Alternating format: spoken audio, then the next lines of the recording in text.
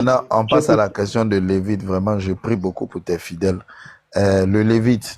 euh, le Les Lévite a fidèles. donné 1 Ok, Timothée chapitre ok, 3 verset 16. Le Lévite repose la mhm, question et ok. puis il y 1 va. Timothée 3, 1 Timothée 3, verset 16, version Darby. Je lis. Et, virgule, sans contredire, virgule, le ministère de la piété est grand. Dieu a été manifesté en chair. Je répète, Dieu a été manifesté en chair, a été justifié en esprit, a été vu des anges, a été prêché parmi les nations, a été cru au monde, a été élevé dans la gloire. Je dis, ma question, Dieu a été manifesté en chair là.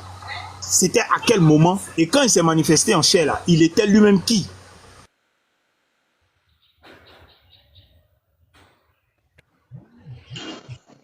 Dieu a été manifesté en chair. C'est ça, n'est-ce pas? Bien. Dieu manifesté en chair. Comment ça a commencé? Nous allons prendre Matthieu 3, versets 16 à 17. Dès que Jésus eut été baptisé, il sortit de l'eau, et voici, les cieux s'ouvrirent, et il vit l'Esprit de Dieu descendre comme une colombe et venir sur lui. Et voici, une voix fit entendre des cieux ces paroles. Celui-ci est mon Fils bien-aimé en qui j'ai mis toute mon affection. Dieu manifesté en chair, c'est l'Esprit de Dieu qui descend sur Christ. L'Esprit de Dieu, c'est la manifestation de Dieu en Jésus-Christ.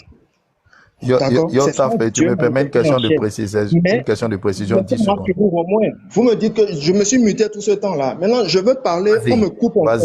vas-y. Voilà, laissez-moi finir. Donc, Dieu manifesté en chair, voilà. Ce n'est pas l'Éternel lui-même, toute l'entité, le Père qui est descendu. Non. C'est pour ça qu'il est dit dans Colossiens, car en lui, Jésus, habite toute la plénitude de la divinité. Lorsqu'on dit toute la plénitude de la divinité, ce n'est pas l'entité Dieu, le Père, qui est rentré en Jésus-Christ et toute l'entité était sur la terre. Non. Puisque dans Matthieu 3 que j'ai lu au verset 17, une voix s'est fait entendre du ciel. C'est la voix de qui? Si la plénitude de Dieu, comme vous le comprenez, était déjà en Jésus-Christ, c'est la voix de qui est dans le ciel?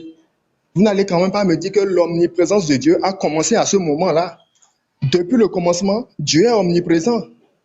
Mais l'omniprésence de Dieu, vous la définissez comment? C'est parce que Christ est sur la terre avec l'Esprit de Dieu et que le Père est dans le ciel?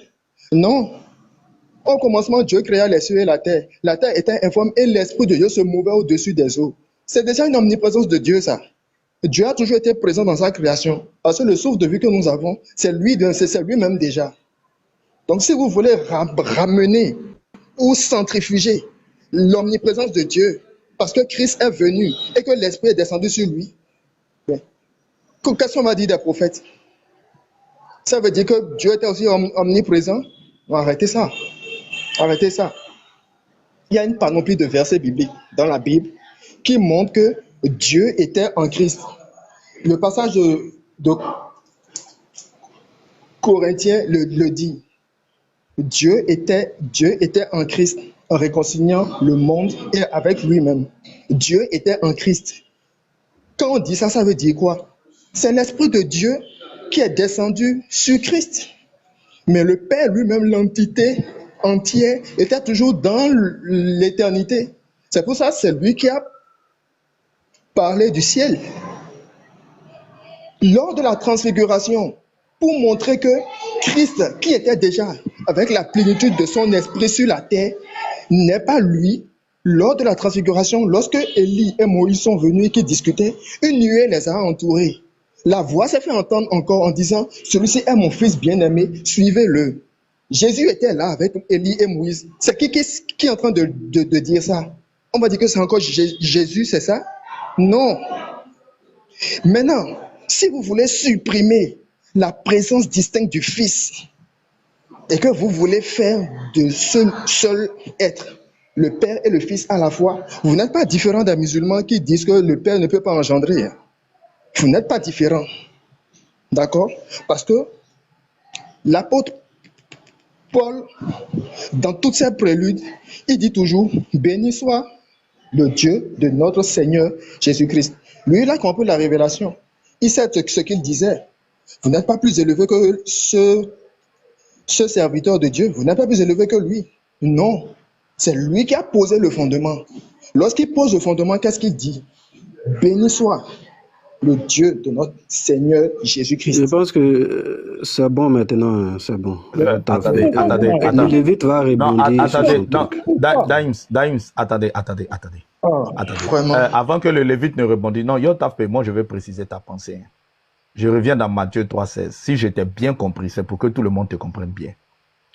Avant que l'Esprit descende sur Jésus dans Matthieu 3,16 que tu as donné là, Jésus n'était pas encore Dieu manifesté en chair. C'est ça, non?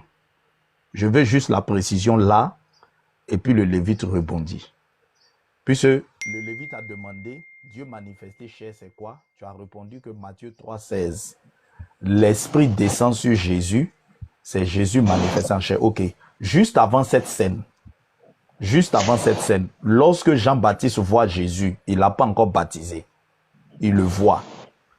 Il n'a pas encore baptisé. Suis-moi bien, l'Esprit n'est pas encore descendu. Est-ce que ce Jésus que Jean-Baptiste voit, qui n'a pas encore été baptisé, la scène ne s'est pas encore produite là? Il est Dieu manifesté chair ou bien en ce moment-là, c'est un simple humain? Je veux juste te comprendre. Celui que Jean-Baptiste a vu, c'est Hébreux 10, 5. Celui que Jean-Baptiste a vu, c'est Hébreux 10. Voilà. verset 5. Réponds à la question. Non, on ne va pas te permettre ça. On ne va pas te permettre ça. On va pas te permettre ça. Reprends la question. Reprends la question. Non, Vous ne pouvez pas Yotafé. Non, On te pose une question, tu racontes autre chose. Je ne refuse rien. Attendez les frères.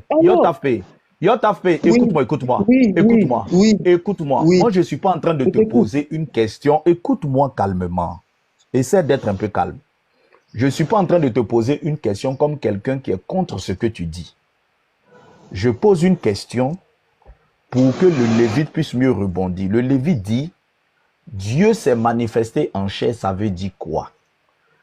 Réponse de Yotafé, Dieu s'est manifesté en chair, c'est au moment où l'Esprit est descendu sur Jésus. Je dis, ok, j'accepte ça.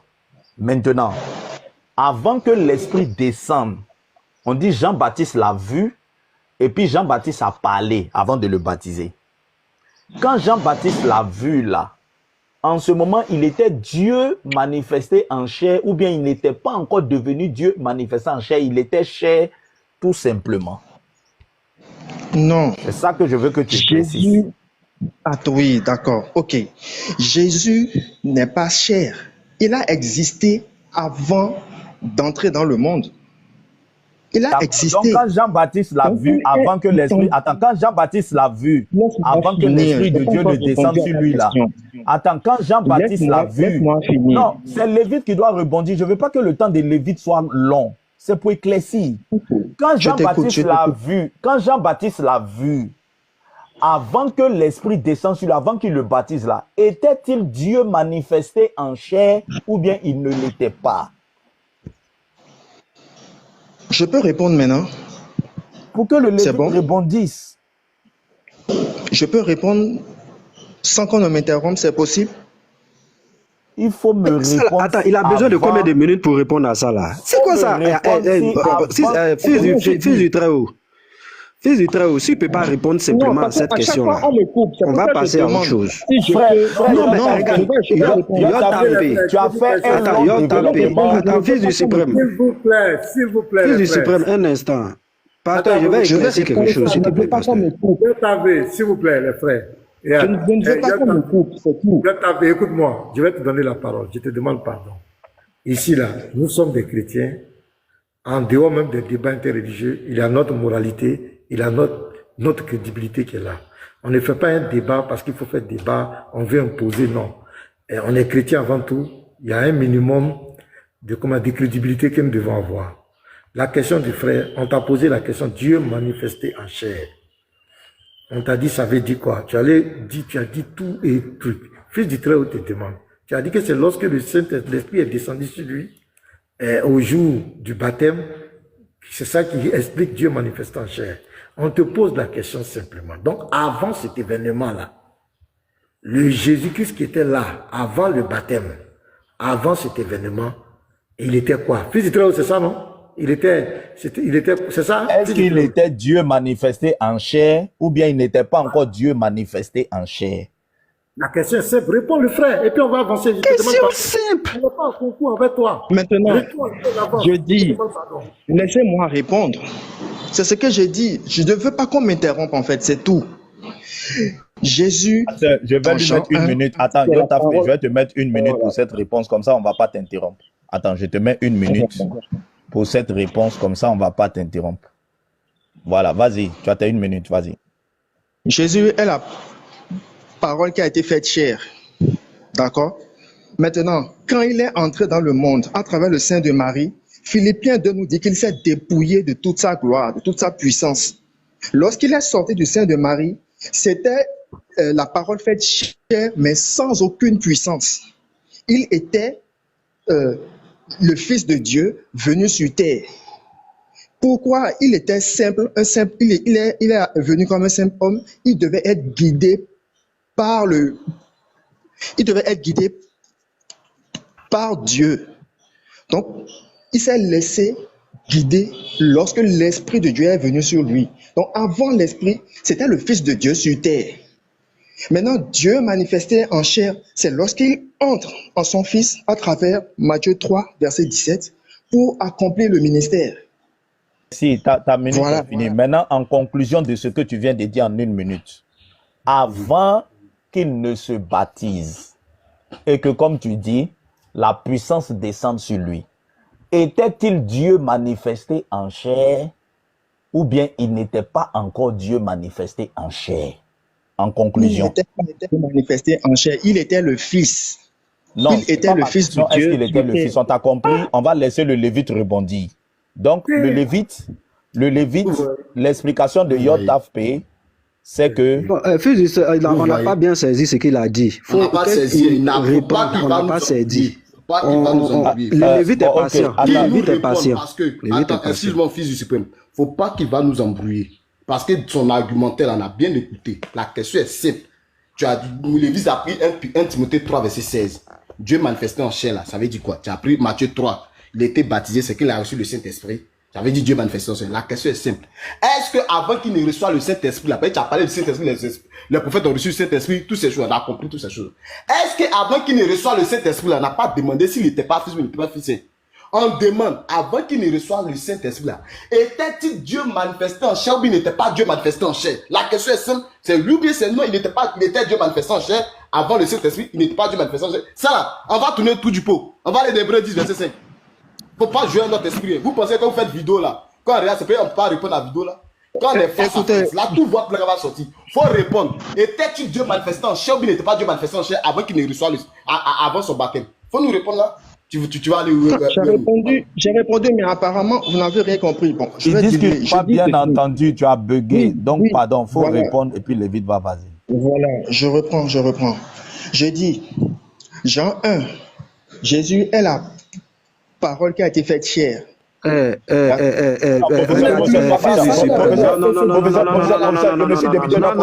suis désolé. Je suis désolé. À cause de Dieu, professeur.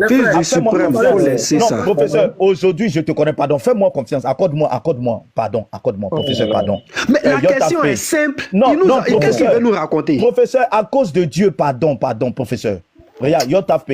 Je te remets encore une minute. Les frères, ça passe vite. Pasteur, je te demande pardon. Pasteur, je te demande pardon. Pasteur, moi-même, je demande pardon à tout le panel.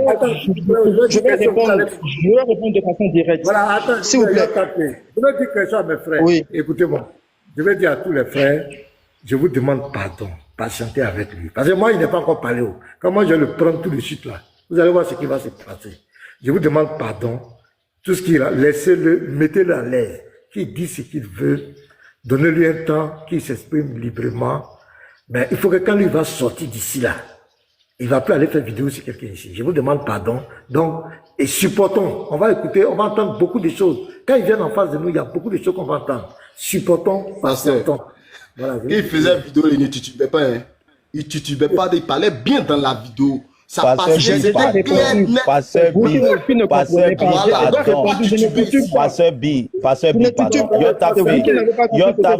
pardon.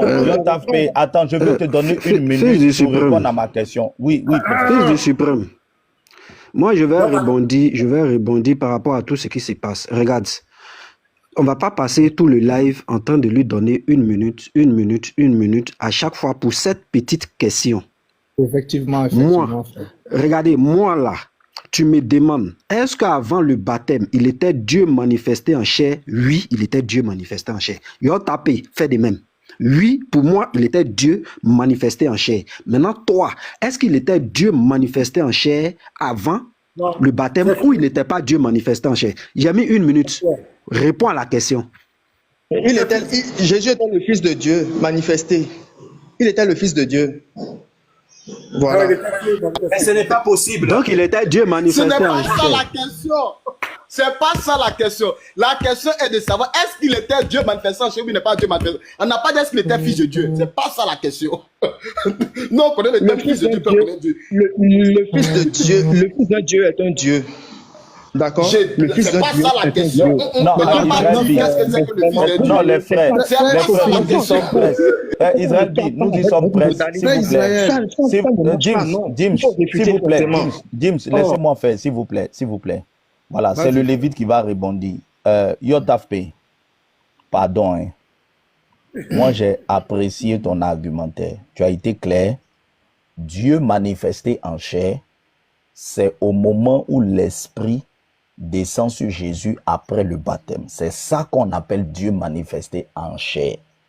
Les 658 personnes ont retenu ça. Maintenant, je demande, avant cette scène que toi tu appelles Dieu manifesté en chair, Jésus était-il Dieu manifesté en chair? Oui ou non? L'expression fils, on va y revenir après. Je ne te demande pas qu'est-ce qu'il était. Je ne te demande pas qu'est-ce qu'il était avant cette scène. Ma question est précise. Est-ce que avant cette scène, il était Dieu manifesté en chair? C'est ça ma question. Je peux répondre maintenant, c'est bon? Vas-y, tu peux, vas-y. Bon. Déjà, tout à l'heure, tu me demandes, Jésus, avant le baptême, il était quoi? Je dis je n'ai pas demandé il était quoi. Non, je n'ai jamais posé cette question. Devant 600 personnes, je n'ai jamais posé cette question. Non, il y a d'autres personnes qui vont parler. Ça commence déjà à tourner trop en bourrique. Ça fait mal à la tête. Non, Yeshua, s'il te plaît. Yotafpe. Non, Yotafpe. Je me permets de t'interrompre parce que je ne t'ai pas demandé Jésus était quoi. Je ne t'ai pas demandé Jésus était quoi avant cette scène. Je dis, avant cette scène, est-ce que Jésus était Dieu manifesté en chair?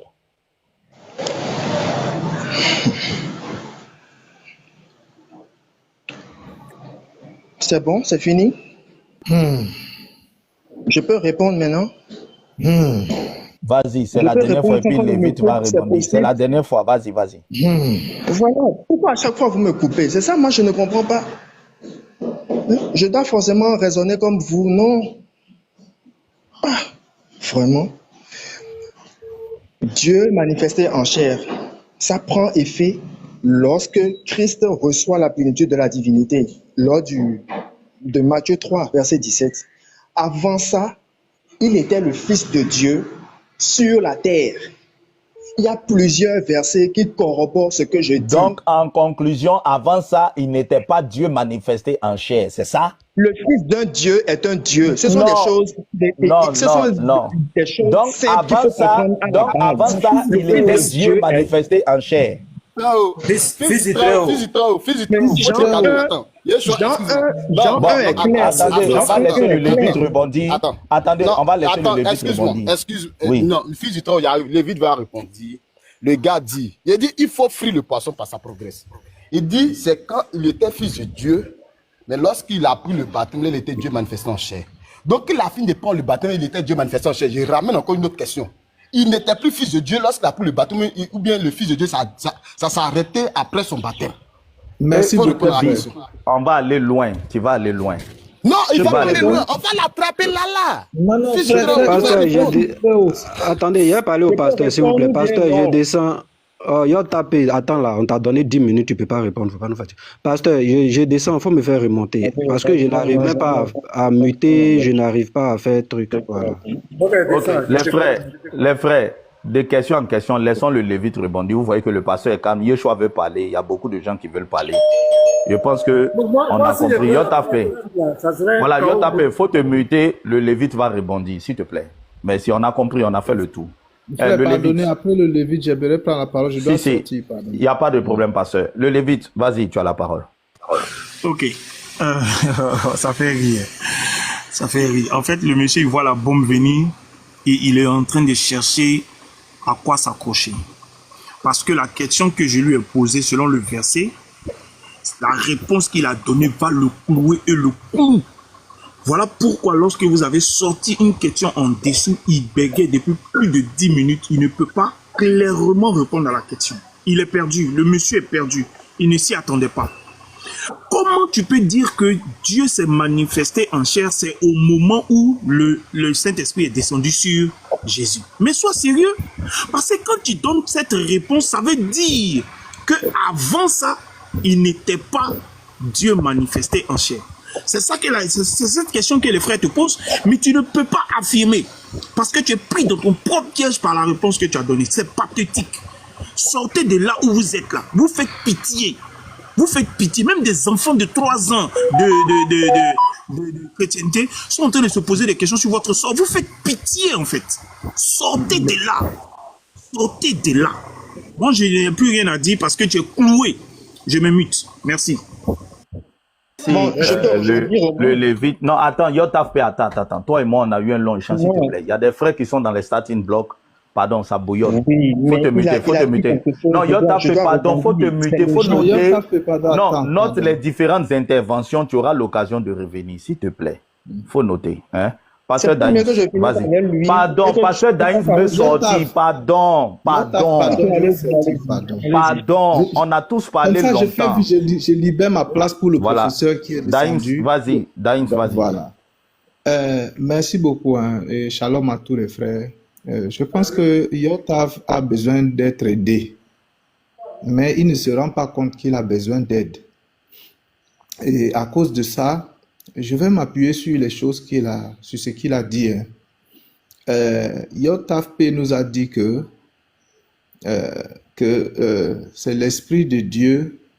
Il a reçu l'Esprit qu'il a reçu pour faire la mission le suffit amplement. Donc ça veut dire qu'il a reçu un esprit. Et il nous a aussi fait savoir que Paul, quand il parlait, Paul disait toujours Dieu le Père de Jésus, Dieu le Père de notre Seigneur Jésus. Donc ça veut dire et il a dit que Paul comprend mieux que nous. Et puisque Paul comprend mieux que nous et que Paul a écrit dans la Bible, je vais prendre un passage de Paul dans l'épître aux Romains au chapitre 8, le verset 9, et je vais demander: pour vous, vous ne vivez pas selon la chair, mais selon l'esprit, si du moins l'esprit de Dieu habite en vous. Si quelqu'un n'a pas l'esprit de Christ, il ne lui appartient pas. Selon la doctrine de Yotav P que j'ai entendue, qui est la doctrine des témoins de Jéhovah, Christ là, c'est un Dieu. Et le grand Dieu, le véritable grand Dieu, c'est celui, le premier qui a l'esprit, dont il est cité, le premier qui est cité dans ce passage. Maintenant, moi, la question que je pose à Yotav P, l'esprit que tu as reçu pour faire la mission là, Yotav P, c'est l'esprit de Dieu qui doit habiter en vous, ou bien c'est l'esprit de Christ que l'apôtre Paul dit, celui qui ne reçoit, qui n'a pas cet esprit ne lui appartient pas. C'est lequel des deux esprits? Puisque selon toi, c'est deux personnes différentes, deux personnes qui sont deux dieux et donc qui doivent avoir deux esprits différents. C'est lequel des deux esprits tu as reçu pour faire la mission? Comme tu as dit que tu as reçu l'esprit pour faire la mission. Pardon. Ah, Daïms, la question est violente. Hein.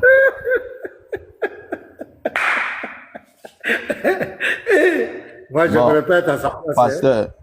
Pasteur, je le laisse répondre ou bien vous voulez prendre la parole. Moi, je voulais juste dire une parenthèse. Voilà, les frères qui étaient dans mon panel hier, j'ai présenté l'arianisme. Écoutez-moi bien, ceux qui ont suivi mon panel hier, je vous ai présenté l'arianisme. Non, pasteur, j'ai fait une parenthèse, il va répondre. Non, il ne faut pas, il va trouver des choses. La question est claire. D'accord. Yotafpe, vas-y. Yotafpe, vas-y. Réponds à la question de Daïms. Vas-y. Yeshua dit, il veut parler après. Voilà, donc on l'attend. C'est l'esprit de qui tu as reçu. Oui, il peut reposer sa question. J'étais un peu... J'étais un peu en train de bouger. S'il peut reposer sa question. Non, ça t'a sonné. J'ai entendu ton commentaire. Ça t'a sonné. Ça t'a sonné. J'étais en train de faire quelque chose. Il faut juste poser la question. J'ai écouté ton commentaire. La question. Attends, je vais te mettre à côté de lui-même. On va te mettre à côté. Voilà.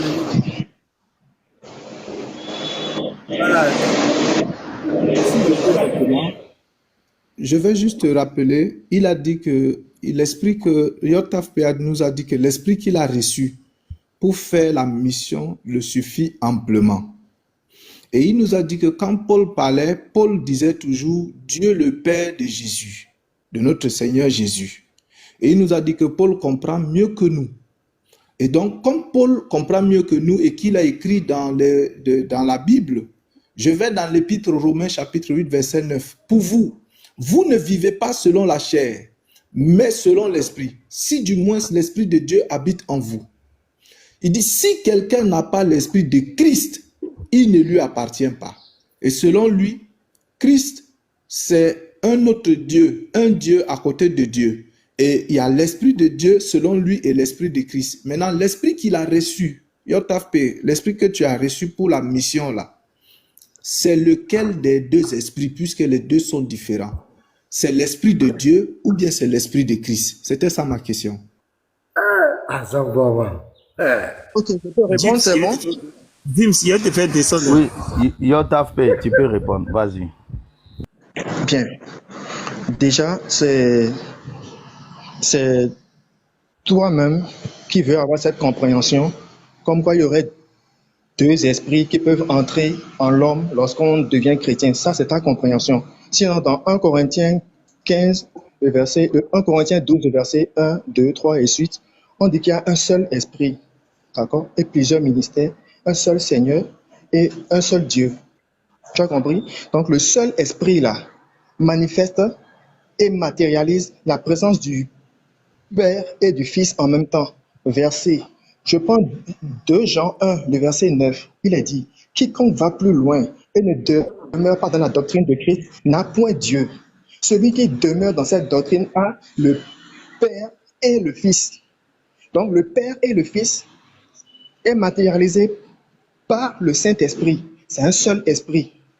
C'est compris? 2 Corinthiens 11. Si vous recevez un autre esprit que celui que vous avez reçu, vous le supportez fort bien. C'est toujours un seul esprit. D'accord? Parce que l'esprit renferme les caractéristiques de Dieu. Voilà. Merci beaucoup. Dims.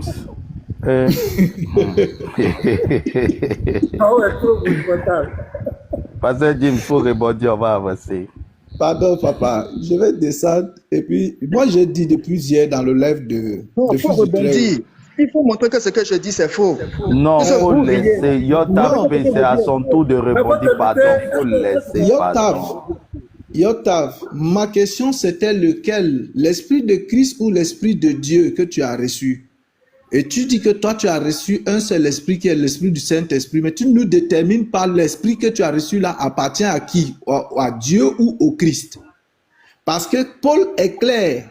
Il a parlé ici l'esprit de Dieu, l'esprit de Christ. Maintenant, si toi tu nous dis que Christ est un Dieu, parce que ça c'est la doctrine des témoins de Jéhovah, et si vous partez dans la traduction du Monde Nouveau, vous allez voir là-bas, on dit au commencement était la parole était avec Dieu et la parole était un Dieu. Ça c'est ce que ce monsieur vient de nous dire. le Fils de Dieu, c'est un Dieu. C'est la même chose qu'il a dit. Et moi, j'ai dit ça juste pour démontrer, j'ai posé cette question juste pour démontrer qu'il est impossible de dissocier le Christ du Père. Il est impossible de les dissocier. Si tu cherches à les dissocier, tu vas tomber lamentablement. Et toi, ce que tu es en train de faire depuis, tu es en train de te mélanger. Tu dis une chose et son contraire. Tu dis tantôt que l'autre là, c'est quand le Père est descendu, l'Esprit est descendu, qu'il est devenu. Tu es en train de te fracasser lamentablement. Tu sais, ce genre de discussion, je n'aime pas avoir. Quand je pose ce genre de questions, c'est juste pour te faire voir ta bêtise. Quand tu vois ta bêtise, je n'ai plus rien à dire. Je n'ai plus rien à dire. Quand tu vois ta bêtise, je n'ai plus rien à dire. Non, l'Esprit, c'est le Fils et le Père manifestés. Mais et toi, tu viens nous dire que le Fils n'est pas le Père, que Jésus n'est pas l'autre, et tu nous dis encore que c'est l'Esprit, c'est les deux manifestés. Non, mais ça, tu dis même quoi à la fin? Tu ne dis rien. Les gens n'ont rien compris de ce que tu dis. Il faut avouer que tu te trompes. Je dis juste ça, il faut avouer que tu te trompes. Et comme je l'ai dit, tu as besoin d'aide. Parce que tu as vu quand le professeur parlait tout à l'heure, ta voix a changé. Tu voulais même pleurer. Et ça me fait pitié à moi. Hein. J'ai pitié. Et j'aimerais que si tu veux vraiment faire le ministère, là, comme tu as dit, il faut vraiment te faire aider. Le pasteur Mena est là. Le professeur est là. Les frères sont là. Yeshua est là. Et tous, le Fils du Très-Haut, tous les frères sont là. Viens vers eux avec humilité. Reconnais qu'il y a un certain niveau de la connaissance de Dieu, une certaine révélation de Dieu que tu n'as pas encore eue. Et que tu as besoin de ça. Tu as besoin de la connaissance, d'atteindre. Regarde, l'apôtre vient voir des gens qui sont censés être des chrétiens, leur dit, avez-vous reçu le Saint-Esprit quand vous avez cru? Ils sont honnêtes et lui disent, nous n'avons même pas entendu dire qu'il y a un Saint-Esprit qui existe. Il y a des choses que tu n'avais pas encore entendues et que tu entends aujourd'hui. Ça ne veut pas dire que ces choses-là sont fausses, mais c'est juste parce que tu n'avais pas encore connaissance de ces choses. Et quand Dieu te donne la connaissance de ces choses, c'est pour que tu te mettes à jour. C'est comme les iPhones aujourd'hui. Aujourd'hui, quand tu achètes un iPhone 15 et que tu retrouves, ou bien iPhone 16, tu retrouves dedans une mise à jour, peut-être 15 points quelque chose. Tu dois te rendre compte que ce iPhone-là, il est out of date et tu dois le mettre à jour. C'est comme la connaissance de Dieu. Il y a la mise à jour. Quand tu entres, tu fais la mise à jour. Il faut faire la mise à jour de ce que tu avais reçu. Sinon, ça fait pitié vraiment. Je ne vais pas être trop long, mais je t'en supplie. Il faut savoir que l'apôtre Paul, comme tu l'as dit, a compris ces choses-là. Mais quand il parle avec l'esprit. Il ne parle pas en l'air. L'apôtre Paul dit que si quelqu'un n'a pas l'esprit de Christ, il ne lui appartient pas. Donc, il a cité un seul esprit, en faisant d'abord allusion à Dieu, en faisant allusion au Christ, pour vous faire comprendre que l'esprit de Dieu, c'est l'esprit du Christ. Donc, je vais m'arrêter là-bas, pasteur. Shalom. Après, est-ce que j'aimerais Yotav, juste avant, il y a Yeshua. Attends, Yotav, s'il te plaît. Tu as répondu, pasteur Daïn s'en va, il y a Yeshua qui a la parole. Mais pasteur, je veux parler aux frères, les frères chrétiens. Vraiment, faites attention. Non, attends, il y a Yeshua qui est sur la liste. On ne te refuse pas la parole, s'il te plaît. Il y a Yeshua qui n'a pas encore parlé. Tu reviendras dessus, prends note. Les frères chrétiens, faites attention au ministère dans lequel vous partez. Hein. Vous voyez, c'est un bel exercice. Le panel de pasteur Mena nous aide à découvrir beaucoup de choses. Vous voyez. Nofa, le professeur en haut. Il est en haut. Frère Yeshua, vas-y, tu as la parole. Yeshua, tu es là? Oui, je suis là, frère. Tu as la parole. Attendez, ça fait deux personnes qui ont parlé. Laissez-moi même rebondir. Non, attends, Yotafpe. Patiente. Allez-y. Patiente. Frère Yeshua, vas-y. Ok. C'est une question de précision avant de poser la question que je vais poser à monsieur Yotafe. Jésus, lorsqu'il était avec ses disciples, est-ce qu'il s'est présenté à eux comme Père ou bien il s'est présenté à eux comme, on appelle comment? comme un enseignant, comme un rabbi? Est-ce que Jésus s'est présenté à ses disciples comme un père, ou bien il s'est présenté à ses disciples comme un fils, ou bien comme quelqu'un qui les enseigne juste? Je veux que tu me répondes, puis je vais poser ma question, parce que je ne voudrais pas qu'on aille de gauche à droite. Jésus s'est présenté en tant que père à ses disciples, ou bien il s'est présenté en tant qu'un enseignant, le Fils de Dieu, quelque chose de... Dis-moi, il s'est présenté comment? Yota fait, tu as la parole. Ok, je te réponds en lisant une portion de l'Écriture, Matthieu 16, le verset 15 à 17. Et vous, leur dit-il, qui dites-vous que je suis? Simon-Pierre répondit, tu es le Christ, le Fils du Dieu vivant. Jésus, reprenant la parole, lui dit, tu es heureux, Simon, fils de Jonas, car ce ne sont pas la chair ni le sang qui t'ont révélé cela, mais mon Père qui est dans les cieux. Cette suite de versets explicite tout.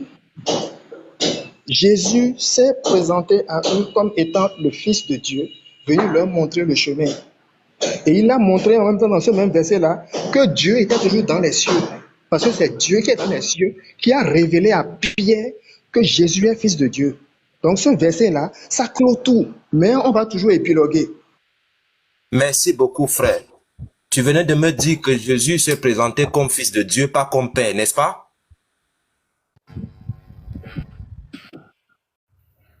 N'est-ce pas, frère? Je veux un oui ou bien non, n'est-ce pas? Le frère, je ne suis pas en train de faire des problèmes avec toi. Si tu me prends pour ton adversaire, je ne suis pas ton adversaire. On est en train de discuter. Je te pose la question. Donc, tu dis oui, vas-y. Précise pour moi, frère, le Fils du Très. Peut-être ma voix peut-être dérange. Si déjà au début, tu me traites de tout, tu me fais descendre, lorsque tu parles, moi, je ne vais pas me démuter. C'est quand je finis de parler, je me mute. Bon, Yota fait, laisse-moi, moi j'ai assuré la modération. Donc tu gères. Vas-y, le frère Fils du Très-Haut. Attends, Yota fait, tu gères avec moi. Donc, si moi j'ai bien compris ta réponse, Jésus s'est présenté à ses disciples comme Fils de Dieu, c'est ça? Yota fait, c'est ça ce que je retiens de ta réponse? Les disciples savaient que c'était le Christ qui était là. Mais le Christ, j'ai compris. Les Écritures, laissez-moi parler au moins, non? Laissez-moi au moins parler. Je n'ai pas fini. Laissez-moi parler. Pourquoi à chaque fois vous voulez couper, vous voulez saccader la réponse des gens? Pourquoi? Laissez-moi m'exprimer. Vous dites que quand quelqu'un est dans la vérité, il est sûr. Laissez-moi m'exprimer. Après vous allez... Vas-y, frère. Vas-y, frère. Vas-y, frère. Vas-y. Les disciples savaient que le Christ devait venir. Les Écritures prophétiques l'ont annoncé. Mais qu'est-ce que les Écritures prophétiques disaient? L'Éternel viendra, l'Éternel viendra. Tout le monde a cru que ce serait Dieu lui-même, l'entité entière qui allait venir. Mais c'est le Fils qui est venu. Donc, pour vraiment mettre la clairvoyance dans le cœur de ses disciples, il a posé la question. Qui dites-vous que je suis? Est-ce que je suis le grand Dieu des cieux, comme vous le dites? Ou est-ce que je suis le Fils de Dieu descendu pour une mission? J'ai été envoyé par le grand Dieu des cieux. Simon-Pierre a répondu, tu es le Christ, le Fils du Dieu vivant. Jésus ne l'a pas repris. Jésus ne l'a pas corrigé. Parce qu'il savait que c'est son Père qui est dans les cieux qui a révélé cela à Pierre. Voilà. Maintenant, frère, j'ai été écouté, mais je ne sais pas pourquoi quand je dis en conclusion, tu penses qu'il faut redévelopper. En conclusion de ce que tu viens de me dire, est-ce qu'on retient que Jésus s'est présenté à ses disciples comme le Fils du Dieu vivant? En conclusion, tu viens de faire un développement. En conclusion, est-ce qu'on retient que Jésus s'est présenté à ses disciples comme le Fils du Dieu vivant? Mais pas comme le Père. Il s'est présenté à eux de façon connue comme étant le Christ qui devait venir. Maintenant, ce Christ-là, c'est qui réellement? On l'identifie comment?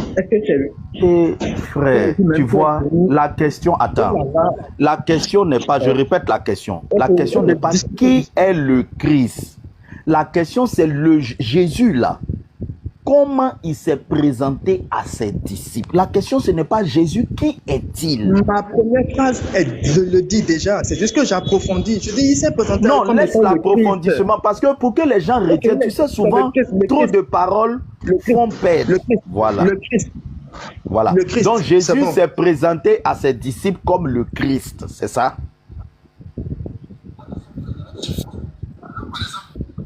Frère Yeshua, est-ce que tu as une autre question? Non, il Est-ce dit, que tu as une autre question? Il dit dit- Jésus s'est présenté à ses disciples comme le Christ. En fait, je lui ai posé la question. Donc, comme il s'est présenté comme le Christ, il ne s'est pas présenté comme le Père. Parce que c'est les deux trucs que je veux. Nous sommes en train de parler du Père et du Fils. Donc, il s'est présenté comme le Christ, mais Yeshua, pas comme le Père, n'est-ce excuse-moi. pas? Le gars est en train de nous faire jongler. Yeshua a posé une question qui est très simple. Le gars va nous présenter, attends, moi j'aime pas ces bêtises-là. Excusez-moi très bien, j'aime pas ça. Yeshua a posé une question qui est très simple. Le gars nous a dit non, Jésus s'est présenté en tant que le Fils. Fils du Suprême a repris encore la parole pour faire la conclusion. Tu dis s'est présenté en tant que le Christ. Bon, champion, tu veux nous envoyer où? Après, quand on va te demander, est-ce qu'il s'est présenté en tant que le Christ? Ça dit qu'il s'est présenté en tant que Fils de l'homme. Quand on va te demander, tu vas me dire qu'il s'est présenté en tant que... Qu'est-ce qu'il y a? Ah! Faut pas qu'il va nous faire tourner en bourrique. C'est dans ta tête, ça se Oh, passe. pardon. Oh, pardon là. Oh. Yeshua, repose bien ta question qui répond. Attendez, Yeshua, j'ai compris ta question, je vais reposer la question. Yo taf pay. Tout ce qui se sait s'énonce clairement. Ok? Est-ce que Jésus s'est présenté à ses disciples comme le Père, ou bien il s'est présenté à eux comme le Fils, ou bien il s'est présenté à eux comme un simple homme? Moi, je rajoute ça. Merci beaucoup, c'est exactement ça ma question. Voilà.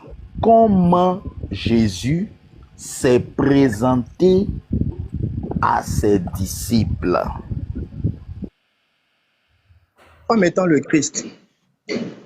C'est bon? Bon, le Christ là,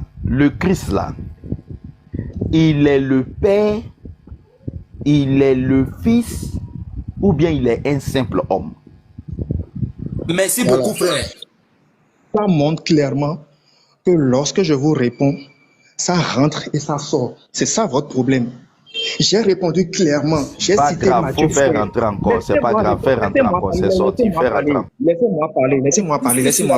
J'ai pris Matthieu 16, le verset 15 à... Yeshua, laisse-le, il va faire rentrer encore. Écoute. Moi, je ne veux pas que toi et moi on aille dans des discussions qui ne nous amènent à rien. Le frère qui est en train de nous modérer, c'est Fils du Très-Haut. Fils du Très-Haut, s'il te plaît. Au lieu de faire des ubications que tu es en train de faire, je veux que Fils du Très-Haut te repose ma question et tu réponds. Vas-y, Fils du Très-Haut, pose-lui ma question. Voilà. Le Christ, il s'est présenté sous le Christ là. Le Christ, il est le Père, il est le Fils de Dieu, ou bien il est un simple homme? Maintenant, je peux répondre. Comme c'est sorti, il faut faire rentrer. Oui, vas-y, oui. C'est possible? Bon, je vais relire. Ok, le Seigneur dit dans Matthieu 16, verset 15 à 17, et vous, leur dit-il, qui... Est-ce qu'on a oublié de relire encore là? Est-ce qu'on a oublié de relire? Laisse, tu me connais ma méthode, on va aller à la conclusion. Israël, laisse, on va aller en conclusion. Israël, faut laisser, on va aller en conclusion, laisse. Je réponds, on me bloque. Non, pardon. Excuse, c'est moi le modérateur. Israël, tu as un carton jaune. Israël, tu as un carton jaune. Si vous ne voulez pas qu'on échange là, j'ai donné un carton jaune à Israël, c'est bon, faut relire. J'ai donné un carton jaune à Israël, faut relire. Démute-toi, faut relire, pardon. Je lis l'écriture et vous, chrétiens, vous me mutez. Je lis la Bible et vous me mutez. Ah, c'est grave. C'est très grave. C'est grave, vas-y, il faut relire. C'est très grave, vas-y, il faut relire, c'est très grave, vas-y. Matthieu 16, verset 15 à 17. Et vous, leur dit-il, qui dites-vous que je suis? Simon-Pierre répondit, tu es le Christ, le Fils du Dieu vivant. Jésus, reprenant la parole, lui dit, tu es heureux, Simon, fils de Jonas, car ce ne sont pas la chair et le sang qui t'ont révélé cela, mais mon Père qui est dans les cieux. Jésus marchait avec eux. Il était le Christ. Il le savait. Il le savait déjà. Les Écritures prophétiques ont dit ça. Mais le Christ, là, c'est qui exactement? Parce que dans les Écritures prophétiques de l'Ancienne Alliance, on disait l'Éternel viendra, l'Éternel sera. C'est qui cet Éternel-là qui est venu? C'est qui concrètement? C'est le Fils qui est venu.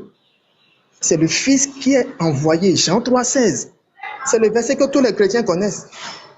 C'est le On a Fils. compris. Yotape, en conclusion, le Christ. Attends, Israël, laisse-moi aller, pardon. Faut pas, il va se fâcher.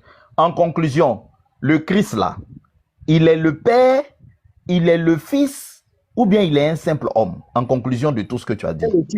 Il est le Fils. Jésus-Christ. Ok. Il est le Fils de Dieu. Ok, donc en conclusion, on peut dire que Jésus s'est présenté ou était connu de ses disciples comme étant le Fils de Dieu et non le Père, ni un simple homme. C'est ça? En conclusion. Attendez. S'il vous plaît. S'il vous plaît. Je veux qu'on élève un peu le niveau. Non, moi, je veux une conclusion pour que hier soit... Laissez-moi parler, Nous savons. Mais pourquoi mes conclusions fatiguent? Attends, moi je vais te muter. Excusez-moi. Pourquoi dans un débat, quand vous développez, on est quand même des intellectuels. Quand tu fais une introduction, un développement, tu dois tirer une conclusion. Pourquoi chaque fois quand vous développez et qu'on tire une conclusion, vous retournez au développement comme si on n'a pas fait des études? Tu développes une thèse avec des sources, on t'écoute. Quand on finit, on dit quelle est la conclusion de ton développement? Tu t'énerves, tu veux encore développer. Mon cher, tu n'as pas demandé de conclusion. Non, attends, c'est moi le modérateur. Calme-toi. Faut te calmer. Tu as développé que le Christ était connu, il a été annoncé par les prophéties, il s'est présenté comme étant le Christ. Ensuite, il a posé une question à Simon-Pierre. Simon-Pierre lui a dit, tu es le Fils du Dieu vivant. On a compris. Jésus n'a pas contredit, il a dit, tu es heureux. Ok, jusque-là, le développement, il est propre. En conclusion, peut-on retenir que Jésus-Christ là, le Christ là, il n'était pas le Père, en tout cas, il ne s'est pas présenté aux disciples comme étant le Père, mais il s'est présenté aux disciples comme étant uniquement le Fils du Dieu vivant et non un simple homme. Est-ce qu'on peut retenir ça du développement que tu as fait? Écoute, on parle du Père et du Fils, et tu ajoutes comme un simple homme. Or, en tant que... Il n'y a pas ce chrétien-là qui ne sait pas que Christ, lorsqu'il est entré dans le monde, il s'est dépouillé et il s'est rendu semblable à un simple homme. Philippiens 2 le dit, non? C'est ça, je dis, on n'a pas besoin de... J'ai compris. En conclusion, tout ça là, je connais. Maintenant, en conclusion, qu'est-ce qu'on retient? Il est venu comme fils de l'homme. Tu ne vas pas le dire. Non, je n'ai rien dit. Je dis en conclusion, qu'est-ce que nous retenons? Que le Christ s'est présenté à ses disciples. S'il te plaît, laisse-moi faire ma conclusion. S'il te plaît. Laisse-moi faire ma conclusion, c'est mieux. Non, réponds à la question, il n'y a pas de conclusion. Réponds. Est-ce qu'il s'est présenté comme le Père, comme le Fils ou bien comme un simple homme? Réponds à la question. J'ai déjà répondu. Je fais ma conclusion. Il me demande de faire une conclusion. Je fais conclusion quand on me dit de faire répondre. Une conclusion. Écoute, c'est moi le modérateur qui t'écoute. Écoute-moi. Tu parles même pas à Yeshua. Tu parles à l'assistant. Écoute. Tu parles à une assistance. Tu es un professeur. Tu enseignes. Quand tu as fini d'enseigner, l'élève que je suis, ça rentre dans mes oreilles, ça sort. Ça rentre dans mes oreilles, ça sort. Je demande, professeur, en conclusion, est-ce que je peux retenir que le Christ s'est pas présenté aux disciples comme le Père? Il s'est présenté aux disciples comme étant uniquement le Fils du Dieu vivant. Et non pas un simple homme. Voilà. Est-ce que je peux retenir ça? Je peux répondre maintenant? Oui. Bon, la conclusion sensée qui doit être faite est celle-ci. Jésus s'est manifesté s'est révélé à ses disciples comme étant le Christ, le Fils du Dieu vivant, venu comme un simple homme. Parce qu'on ne peut pas omettre Philippiens 2. C'est bon maintenant? Donc, ça, en conclusion, il s'est présenté aux disciples comme étant uniquement le Fils du Dieu vivant, c'est-à-dire lui le Christ là. Il est uniquement le Fils du Dieu vivant qui est venu comme un simple homme, c'est ça. Voilà, faut dire ça. Ok. Frère Yeshua, tu as la parole. Le Fils du Très-Haut, demande-lui, le Fils du Dieu vivant là, est-ce que les disciples, est-ce qu'il appelle ses disciples fils? C'est-à-dire, est-ce que lui, le Fils de Dieu, a le pouvoir d'appeler ses disciples fils et ses disciples l'appeler père? J'ai envie de le cadrer avant de poser ma question. Je ne veux pas de fuite. J'ai envie de le museler. C'est-à-dire, quand je vais poser ma question, il n'y aura pas de fuite. Bien. Voici la question du frère Yeshua. Vas-y, tu peux répondre pour ne pas que je répète. Vas-y. Frère Yotavpe, tu peux répondre à la question directement, s'il te plaît.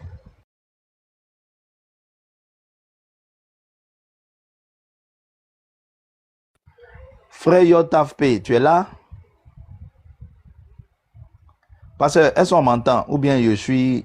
non, on t'entend très bien, frère. On t'entend, c'est à son niveau. On t'entend. Oui. Oui, tu peux répondre à la question du frère Yeshua, s'il te plaît. Oui, quelle était la question? J'ai un peu bugué, s'il vous plaît. Quelle était la question? J'ai eu un problème de connexion. Vas-y, il va répéter sa question. Vas-y, frère Yeshua. Juste la question. Ma question, c'est celle-ci. La question. Comme tu dis qu'il n'est que le fils et un simple homme, est-ce que il a fait mention quelque part en appelant, est-ce que le Fils de Dieu, qui est un simple homme, peut-il, est-ce que dans les Écritures, on dit qu'il est le Père, ou bien il parle à ses disciples comme le Père, ou bien ses disciples l'appellent Père? On va simplifier la question. Yeshua, est-ce que, en tant que fils venu comme un simple homme, est-ce que ses disciples l'appelaient Père? Merci. Est-ce que ses disciples l'appelaient Père? Est-ce que lui-même, il faisait allusion en appelant ses disciples fils? Ok, c'est ça la question? Oui. Bien, je réponds. Je prends Romains 8, les versets 29 et 30. Voilà ce qui est dit. Car ce qu'il a connu d'avance, il les a aussi prédestinés à être semblables à l'image de son Fils, afin que son Fils fût le premier-né d'entre plusieurs frères. Donc nous sommes les frères de Jésus. D'accord? On ne peut pas l'appeler Père. Il y a un seul Père et c'est le grand Dieu. Merci beaucoup, frère. Tu as répondu. Oui, tu as répondu. Attends, Yeshua, attends. Donc, en conclusion, on retient que les disciples ne peuvent pas appeler Jésus Père. C'est ce qu'on retient. Nous sommes frères. Nous sommes frères de Jésus. Oui. Ok, merci. Yeshua, tu as la parole. Voici donc ma question, frère. Non, frère, on a compris maintenant. Laisse Yeshua répondre. Oui. Babylone, la grande est tombée. Regarde la sommation, frère. Le marteau de Thor. Jean chapitre 14, verset 18. Là, je vais lire tout doucement comme ma fille. Je ne vous laisserai pas orphelin. Qui parle ici? Tav, qui parle dans ce verset? Je ne vous laisserai pas orphelin. Qui parle?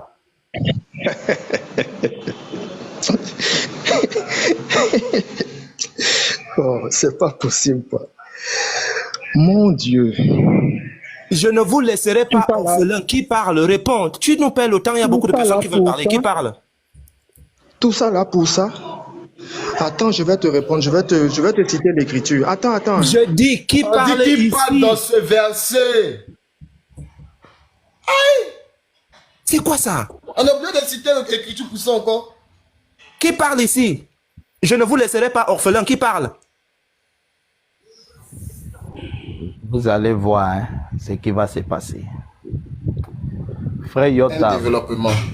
Je ne veux pas de développement. Je ne vous laisserai pas orphelin. Qui parle dans ce verset? Frère Yeshua, Oui, s'il te plaît. Le débat même est fini même il y a longtemps. Fils du Très-Haut, vous n'avez pas vu la bêtise que le type a. Yeshua lui a posé une question. Bon. Non, pardon, attends, le passer à la parole. Pardon. Le passer à la parole. La question, Jésus s'est révélé comment à ses disciples? Il a dit s'est révélé simplement comme fils de Dieu, comme un simple homme. Ça, c'est un mensonge. Quand ils vont finir, moi, je vais lui montrer où Jésus s'est révélé comme le Père, lui-même Jésus. Il s'est révélé à ses disciples comme le Père. Parce que la question du Père a été posée à Jésus. Oui, pasteur, effectivement. La question du Père lui a été posée. Donc, Yeshua, allez-y. Après moi, je viens. Je ne vous laisserai pas orphelin. Qui parle dans ce verset? C'est Jésus qui parle. Que le nom de Seigneur Jésus-Christ soit glorifié. Je te pose maintenant une question. Je te pose, je finis maintenant. Mon ami, laisse-moi parler. Hey, mon ami, laisse-moi m'exprimer. Laisse-moi m'exprimer. Mute-toi. Yotab, ça s'est bien passé. Laisse Yeshua finir. Tu vas maintenant, je te pose la question. Tu as dit, écoute bien, hein, tu as dit que Jésus-Christ est notre frère. Un frère peut-il laisser ses frères orphelins? Puisque tu dis que c'est Jésus qui parle dans le verset. Est-ce qu'un frère peut-il laisser ses frères orphelins? C'est bon, c'est ta question? Oui, c'est ma question. Jésus dit, je ne vous laisserai pas orphelins. Est-ce qu'un frère peut laisser ses frères orphelins? Je te réponds. Je prends Romains 8, le verset 15. Et nous n'avons point reçu un esprit de servitude pour être encore dans la crainte, mais vous avez reçu un esprit d'adoption. Lorsque Jésus-Christ disait, je ne vous laisserai pas orphelins, c'est l'esprit qui sera avec nous. C'est compris? Il ne parlait pas en tant que père. C'est une hérésie. L'esprit d'adoption, pour ne pas que nous soyons orphelins. C'est ça. On ne fait pas de philosophie dans la Bible. Je repose ma question. Attends, Yeshua, il va lui reposer la question. La question de Yeshua est celle-ci. Un frère voilà. Peut-il laisser ses frères orphelins?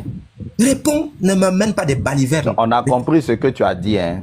L'esprit d'adoption, l'esprit d'adoption, c'est ce que Christ a promis, non?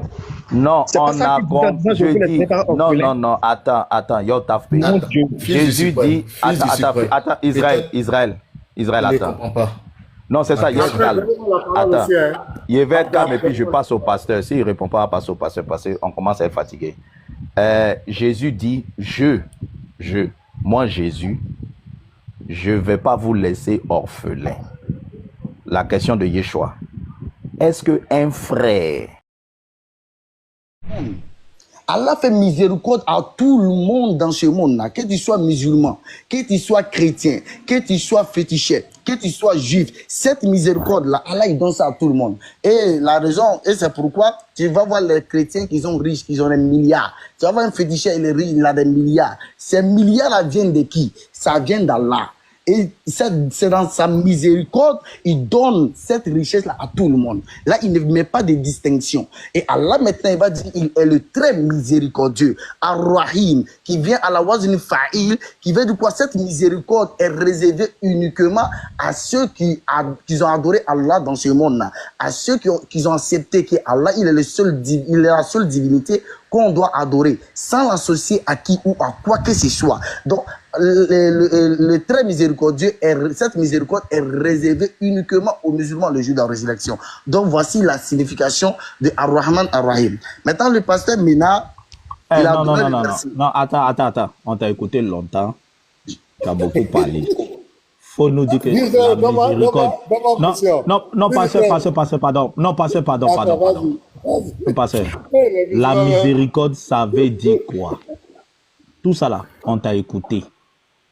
Miséricorde, ça veut dire quoi? Si tu dois expliquer à un enfant de CP1, ton enfant de CP1 vient, papa, miséricorde, ça veut dire quoi? Tu vas lui donner quelle explication? Ça veut dire quoi, miséricorde? Parce que vous parlez beaucoup, et vous voulez qu'on vous laisse parler. Là, on t'a laissé parler, hein? Tu as parlé, tu as fini. Ok. Un enfant de CP1, il vient. Tonton Ramos, miséricorde là, ça veut dire quoi? Comment tu vas lui expliquer ça? Miséricorde, ça veut dire quoi? Ok, merci bien.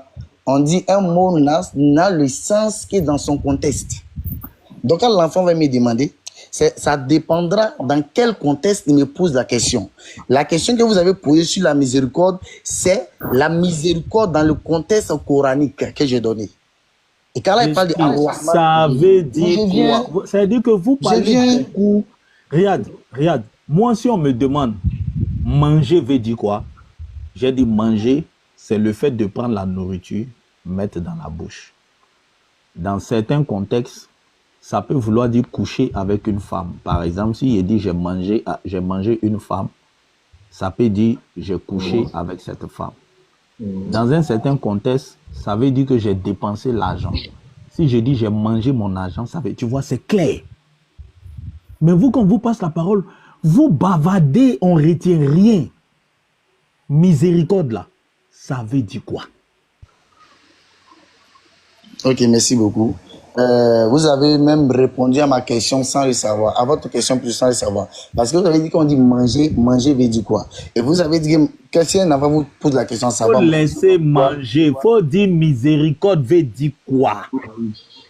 Mais je viens, c'est la réponse que je suis en train de donner. Vous avez pris des exemples, mais acceptez que je prenne des exemples aussi. Non, il faut laisser tout ça. Regarde, ça fait 15 minutes on cause. Tu as bavardé, on ne retient rien. Ça veut dire quoi le mot miséricorde? Il faut nous dire ce que ça veut dire. Vous voyez, quand vous avez parlé de ça, je me suis muté, vous écoutez. Ok, je vous donne la signification du mot miséricorde. Et j'ai dit ceci. Un mot dans le sens qui est dans son contexte. Miséricorde, c'est un sentiment de pitié. Donc la miséricorde, ce n'est qu'un sentiment. Attends, la miséricorde pour toi, c'est un sentiment. Je dis la miséricorde, c'est un sentiment de pitié. C'est ça, j'ai dit que. Donc, si je comprends bien pour toi, la miséricorde, c'est juste un sentiment.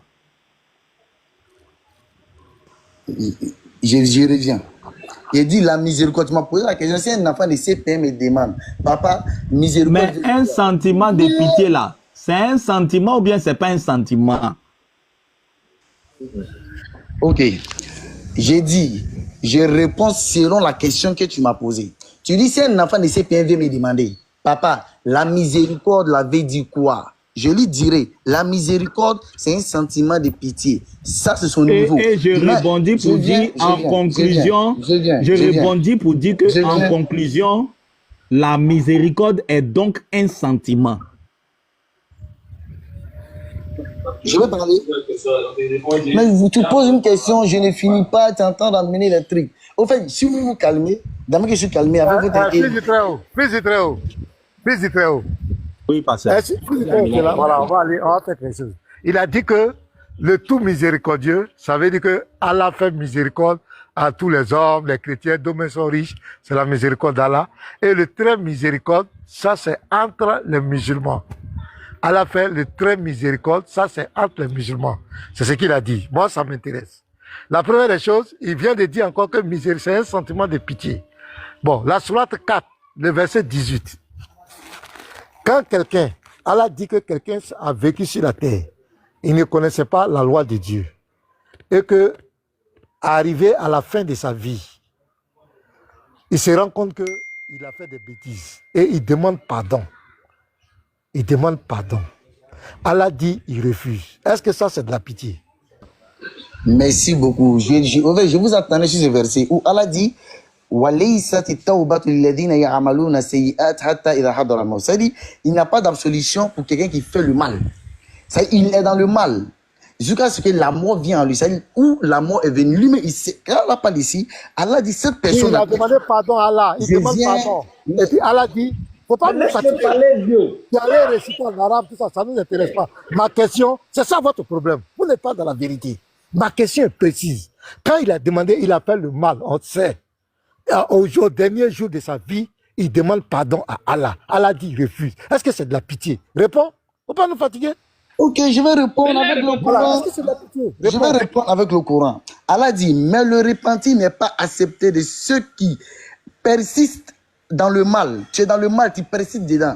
Maintenant, toi-même, tu sais, les gens t'ont parlé et tu es dans ce mal-là. C'est lorsque la mort va venir maintenant, Il dit non, je me répands. C'est comme quelqu'un qui est en train de tuer les gens. On dit arrête de tuer. On dit arrête de tuer. Il dit non, je vais tuer. Il demande pardon à Allah. Il a demandé pardon. Allah dit, veut pas. Pasteur, il savait que... Pasteur, Ramos, c'est inutile ce que tu dis. Attends un instant. Ramos, ça ne sert absolument à rien.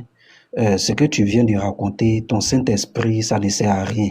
Parce que quand on va attaquer Allah, c'est vous les mêmes là, qui allez dire, lui là, il insulte l'islam, il n'aime pas les musulmans. C'est ça.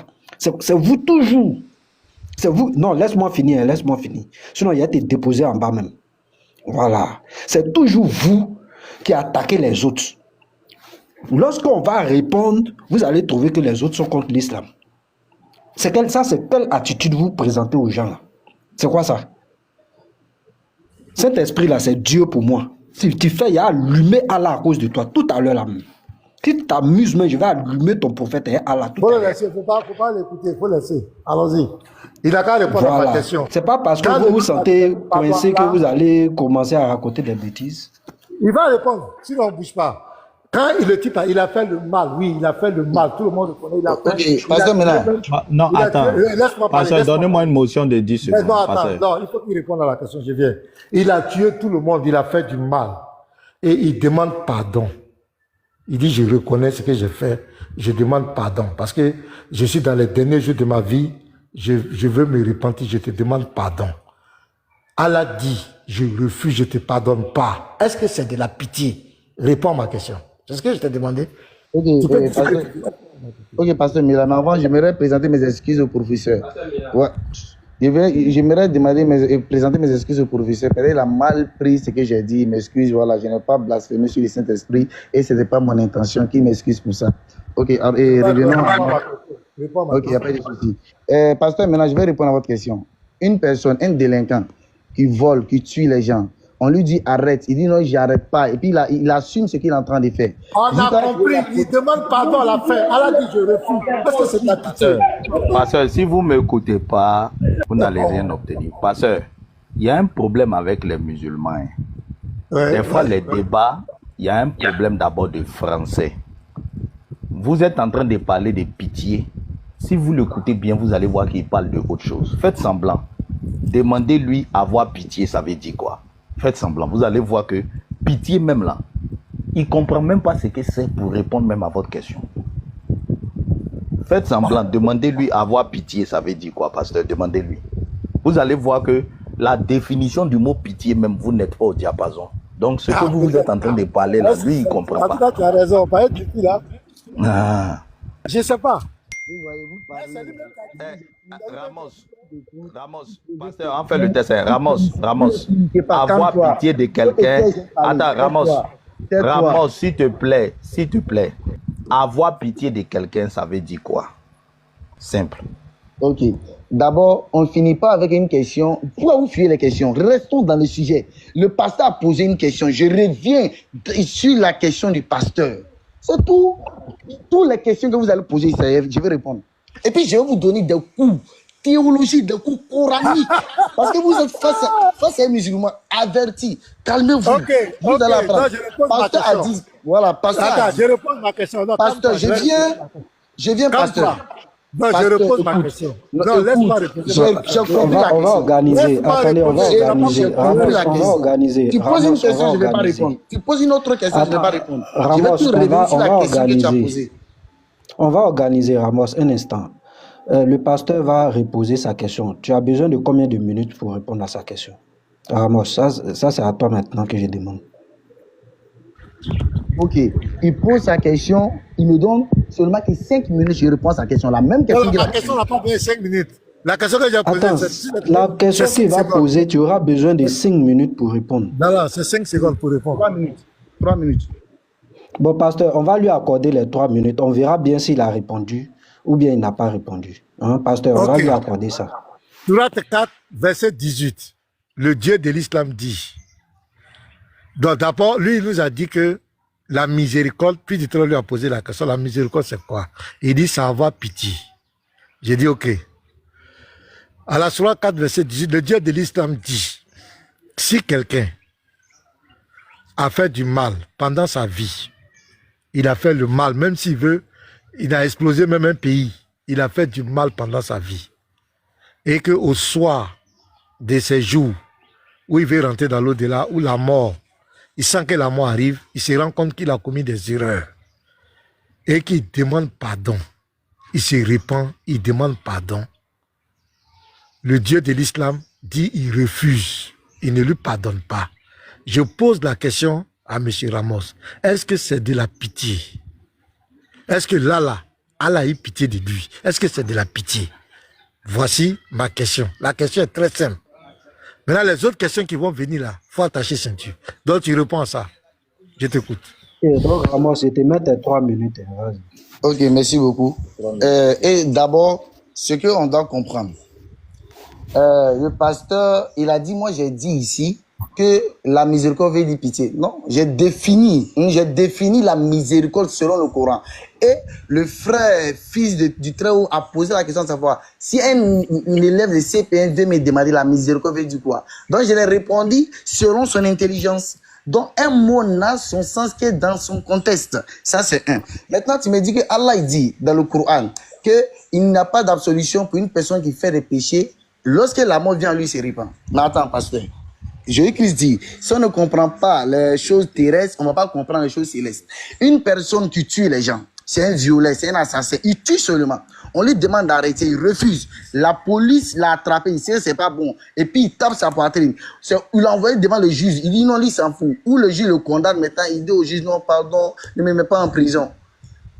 Ici d'abord, cette personne, on va accepter sa miséricorde. Cette personne, est-ce qu'on va accepter sa miséricorde? On ne va jamais accepter sa miséricorde. Donc Allah, il n'est pas injuste. Allah, il est juste dans sa miséricorde. Et c'est ce qu'il faut comprendre. Lorsque tu fais du mal, et tu sais ce que tu es en train de faire, c'est mal. Allah, du coup, il a envoyé des messagers, il a envoyé des gens qui viennent t'avertir. Et que tu restes dans ce mal-là. Lorsque tu restes dedans, tu meurs là. C'est pas là où la mort est venue à toi. Tu vois la mort maintenant, comme on dit dans notre jargon ivoirien, tu vois la mort face to face, tu dis non, je me répands. Allah dit non, parce que c'est pas sincère. Parce que tu avais le temps, mais tu as refusé. Ici, là, c'est pas sincère. C'est parce que tu as vu, tu sais qu'il n'y a pas de retour en arrière. Voilà. Donc, il n'y a pas d'absolution pour ces personnes-là. Voilà. Et c'est la justice de la miséricorde de Dieu qui va faire qu'il va attraper cette personne-là et puis va le mettre en enfer. Voici ta réponse. Ok, professeur, il peut parler. Attends, oui, tu as fini.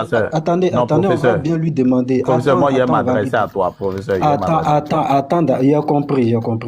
Ramos, il te reste encore 50, combien de secondes là? Tu as fini? Tu es sûr que tu as fini? Ramos. Est-ce que Ramos est là? Pasteur, vous me recevez? Moi, je te reçois, hein. Je te reçois bien. Elle est là. Ramos. Professeur, il est muté.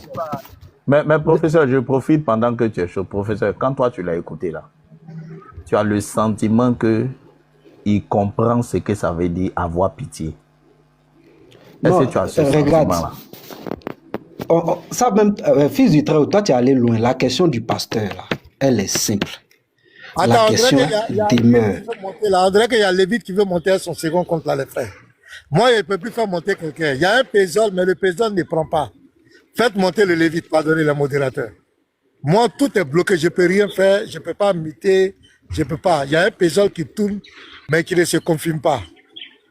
Donc, je suis bloqué. Pasteur, tu as vu le Lévite est monté. Pasteur, ton type est parti, non? Parce qu'il sait qu'il a raconté des bêtises.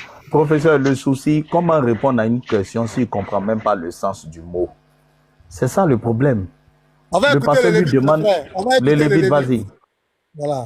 Ok, voilà. J'ai fait les premiers soins qu'ils avaient gérés là. Et puis l'ordonnance tout à l'heure qu'ils ont demandé pour faire le truc de sang là. Donc j'ai géré, ça fait une 60aine de mille. Ça c'est ce qui a été géré. Puisque eux-mêmes quand ils sont venus, ils ont fait des premiers soins. Et les premiers soins, avec cette ordonnance dernière, ils ont dit d'aller acheter rapidement pour faire les examens. Le cumul de ça, ça fait une 60aine de mille. Je lui ai remis ça. Je l'ai reçu avec moi. Maintenant, j'ai appelé le médecin en question que j'avais croisé. Je lui ai demandé... Oui. Il allait payer à la caisse et puis il t'a donné les reçus ou bien c'est les factures qui sont avec toi? Non, il y avait 2 factures qu'il avait déjà gérées avant que je n'arrive. Ok. Voilà. Maintenant, la dernière des factures là, je suis allé à la caisse pour avoir le montant. Parce qu'elle avait écrit, mais il n'y avait pas le montant. Donc, quand je suis arrivé, elle m'a donné le montant. Donc, quand le professeur m'a envoyé l'argent, je suis allé dehors pour faire le retrait. Et vu que c'était urgent, je leur ai dit, s'ils ont de l'argent sur eux, qu'ils payent ce montant-là. Quand je reviens, on fait le cumul. Et puis, je leur rembourse ça. Donc, c'est ce qui s'est passé. Il n'y a pas de souci. Tu n'as pas payé 5 000 et puis tu vas venir faire le point. Je sais pas. Après, tu vas faire le point. Voilà. Maintenant. Lui, il va faire le compte. Voilà. Ce n'est pas la peine de venir chaque fois. Si vous avez payé une aiguille, on va venir dire aux gens. Ok. Non, en fait, c'est même pas pour ça même que je suis venu. La salle où il est mis, où le gars est mis là, j'ai demandé les frais d'hospitalisation là-bas. Ça fait combien? Le médecin traitant là, celui que j'ai croisé, il dit c'est 25 000 par jour. Ouais. Et je lui ai demandé, il va faire combien de jours? Il dit ça, il ne peut pas me dire. Donc c'est l'information qui est là. 25 000 par jour. Donc s'il fait 10 jours, ça fait 250 000. C'est le prix. Voilà. Non, mais il n'y a pas de souci. 25 000, la nourriture du malade. La nourriture du malade, tout est dedans. Ça, c'est l'hospitalisation, c'est normal. Ça est dedans. Oui, je pense que c'est normal. Pour ça. Et, je ne sais pas si vous m'entendez. Je pense que ce qu'il y a à faire, c'est faire l'essentiel, frère. Faites l'essentiel. Voilà. Ne vous souciez pas de la salle, combien ça va être et tout. S'il doit être là où c'est même 30 000, mettez-le là-bas. Parce que autant il est dans un bon cadre, autant les soins, autant les traitants seront beaucoup plus attentionnés et vont faire beaucoup plus attention à lui. Donc, s'il est dans un... Je l'ai vu, mais franchement, il est dans un état pas possible. Ça, je peux vous garantir.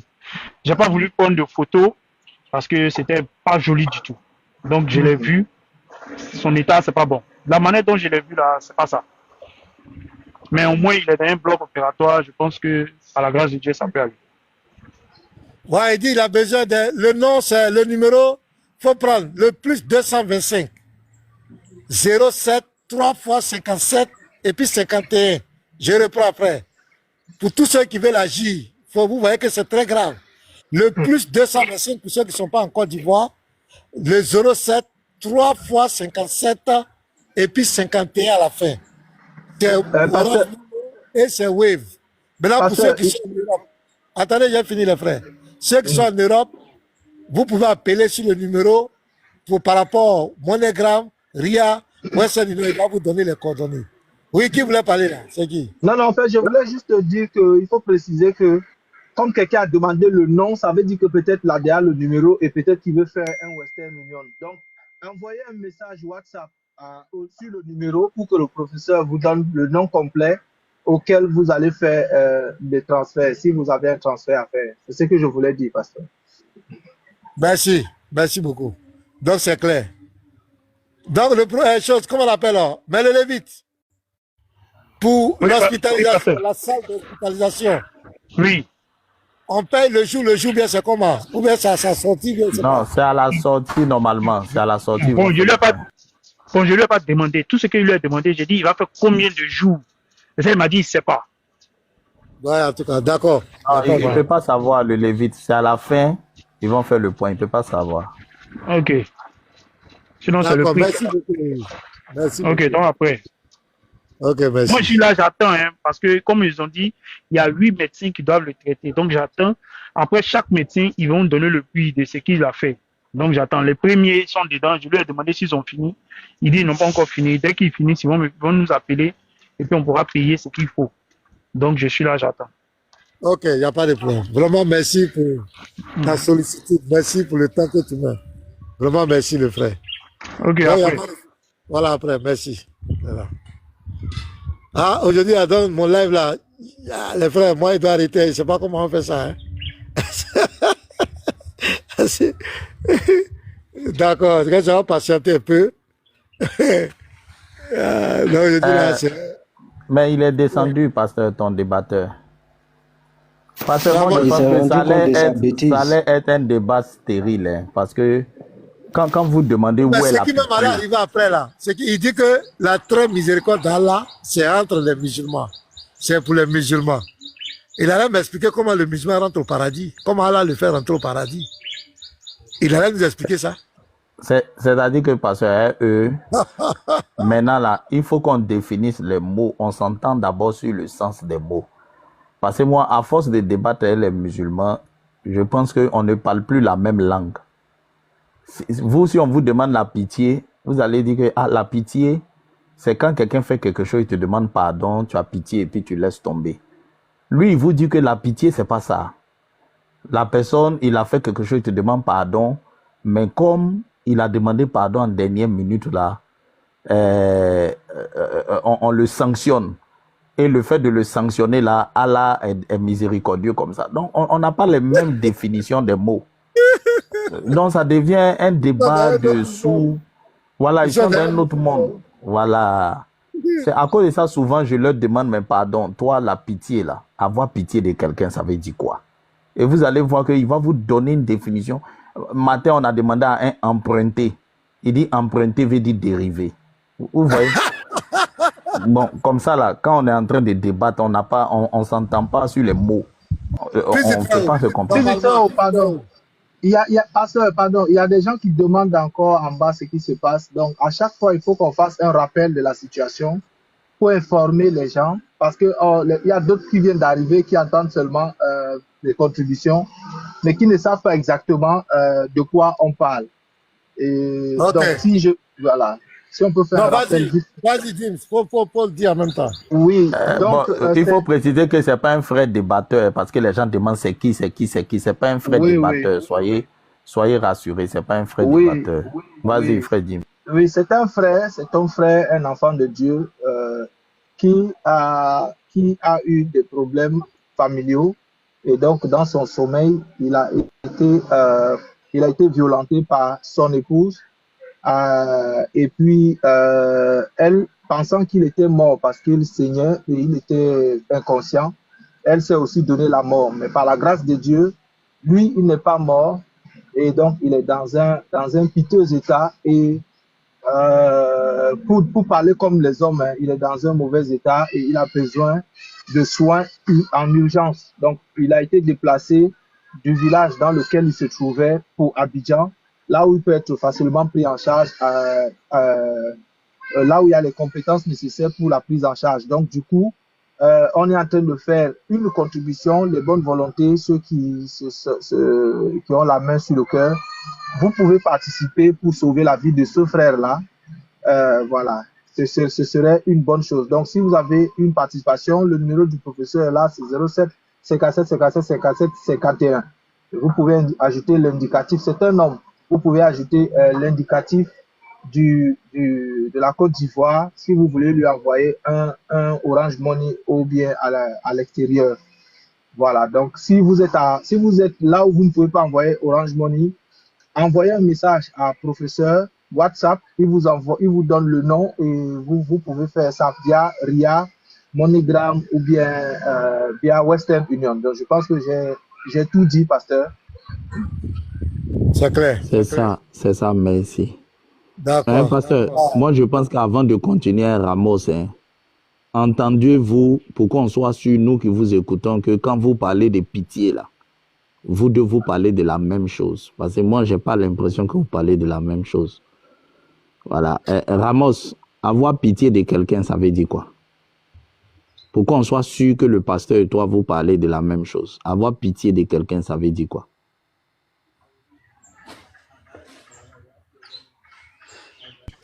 S'il y a un dictionnaire, quelqu'un a un dictionnaire qui met... Voilà. Ramos, avoir pitié de quelqu'un, ça veut dire quoi? Excusez-moi, hein, voilà, ma connexion était un peu bizarre, donc j'ai un peu brillé, je suis descendu et puis j'ai essayé de faire un tour au paradis, pour accomplir ma prière. Donc je m'excuse vraiment, voilà. les soucis. Avoir pitié de quelqu'un, ça veut dire quoi? Pardon, on est sûr le fils du Très-Haut. Pardon, le fils du Très-Haut. Pardon. Comme le gars est parti faire un tour au paradis, je voulais juste lui demander s'il a vu là-bas les 2 ourika là déjà préparés pour lui, là, parce qu'il y a 70 qui ne sont pas encore sortis de Pasteur, pardon. Pasteur, pardon. On va laisser le sujet. James. Ramos, ça, tu peux tuer pardon. Ramos, pardon.